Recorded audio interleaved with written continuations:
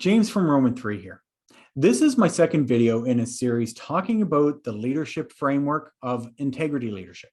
Now, if you missed the first video, I'll drop a link to that in the description below. In the last video, I talked a bit about my personal experience and how effective leaders can have a huge positive impact, not only on the company, but also on the individuals in their care. I also left you with what I believe to be the most important takeaway regarding leadership, and that's the best indication of whether or not you are being successful in your role as a leader is whether or not your team is successful in theirs. Are you providing them with the tools, resources, information, supports with what they need to be successful? This isn't to say that teams can only thrive with effective leadership. I've personally seen and been a part of teams that were highly effective, but led by a CEO who very much was not. The point of the statement is that your job as a leader is to provide your team with what they need to be successful. You're no longer responsible for the everyday tasks that need to be done. You're responsible for the outcomes of the work. So give people the resources and the freedoms to achieve those outcomes.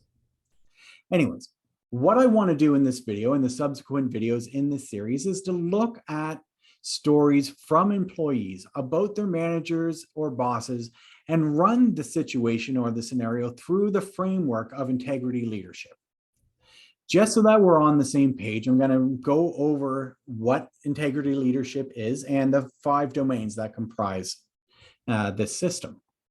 So first is moral courage. It's about being brave enough to do the right thing even when it's not popular. The second is reliable respect, providing a fair, consistent, and dependable level of respect to all people, regardless of their position or status. Third is honest acknowledgement, having the confidence to acknowledge the efforts and contributions of others, as well as their perspectives and their opinions. Fourth is trustworthy influence, and it's about treating the responsibility and authority that you've been provided in a way that allows others to trust you, that builds that trust in them, and in turn allows you to trust others. And fifth is empowering others. And this is about valuing those who you are responsible for and providing them what they need to be successful. So now that we've gone over integrity leadership again, let's look at the first situation. I once had a boss who knew that I needed to go to physical therapy sessions due to an accident. He told me that wouldn't be a problem. And yet when one of those sessions was at the end of day on a Friday, suddenly he had plans too. So in front of a very senior leader at the company and a client, he asked that I take the lead on it and then took off. Now, this type of situation is unfortunately common. If the issue was ever brought up with the boss, my guess is that at best, the employee would have gotten a half-hearted, "Oh yeah, sorry, you really should have reminded me," trying to put the onus back on them. The problem with this, other than it being generally a dick move by the boss, is that it violates the domain of trustworthy influence. It's a violation of trust, and once broken, trust is incredibly difficult to earn back. Now, some people may argue that this is an exaggeration and that it's not really that big of a deal, or that it could have been an innocent mistake by the boss. And sure, we don't have all of the context because this is a short paragraph of a story that was submitted to a website. But let's play out the scenario as if this was an honest mistake. What should you do as a leader when you legitimately mess up? Looking at the first domain, you have to have the moral courage to acknowledge that you messed up and take responsibility. That means apologizing to the person that you've wronged. And that is not always easy in a workplace, especially if the workplace doesn't allow for psychological safety and doesn't really allow people to show vulnerability like this. But if you want to begin rebuilding the trust, it doesn't matter if it was an honest mistake or not. The trust has still been broken. The trust has still been violated, and you need to start working to rebuild that. It's not the easy thing to do, but it is the right thing to do. And by doing so, you can start to rebuild trustworthy influence that was lost, whether by mistake or because you put your personal convenience over the needs of your team. All right, let's look at another scenario. I once had a boss who in weekly team meetings would treat one person like a hero and another person like a total loser who wasn't doing anything right and was going to bring the team or even the whole business down.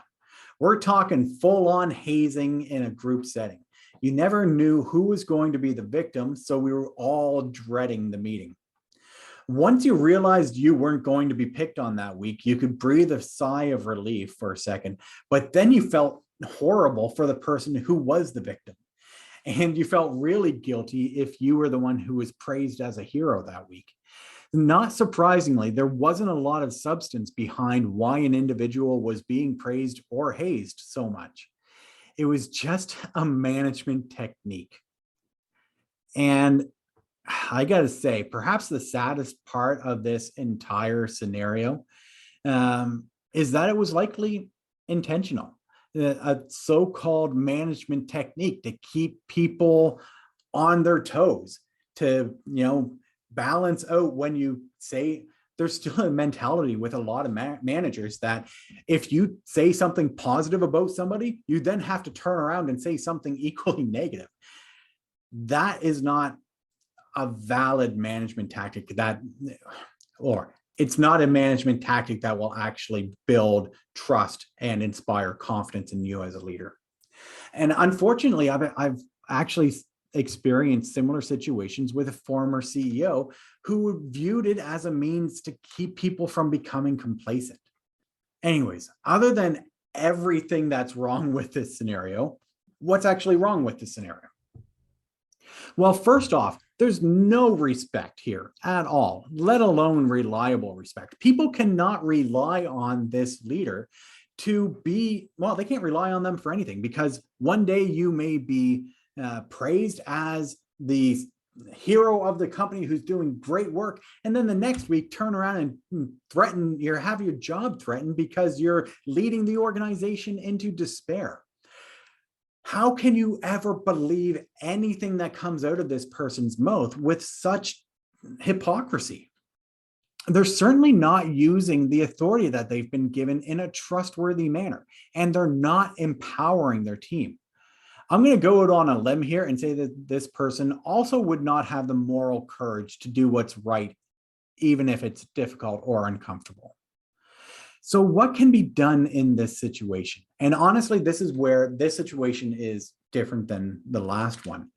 Because in the last situation, owning up to the mistake and taking steps to rebuild that trust very likely will be successful if it's undertaken with sincerity. However, in this situation is a lot more difficult to navigate because this person has burned bridges with their teams, and if it's not already toxic, it is very quickly becoming a toxic work environment. If this was one of my managers and I was made aware of the situation, at the very least, they'd be removed from the situation, provided some additional supports, training, and resources, and shown why their behavior is completely inappropriate. And if we see improvement, moved into another area. In all likelihood, this person needs to be removed from the organization because of the damage that they have caused. The environment that they've created and the way that they've traumatized their team cannot be allowed to continue. If there's no method for removing them from the situation, for example, if they are supported by the higher ups, or if they are the owner of the business themselves, my advice to people experiencing something like this scenario is to look for another job. It's terrible to say, it's not good advice. And I wish that there was something I could give you that would immediately rectify the situation. But if you have a manager, a CEO, somebody in a position of authority and there isn't the means to go above them, there isn't a formal dispute resolution process with your company, This person is very, very unlikely to change on their own. And these behaviors are unacceptable in the workplace, and you don't deserve to be treated like this. I know it's not great advice, but if the leadership are aware of the behavior and they are allowing it to continue, then the entire company is toxic and you deserve better.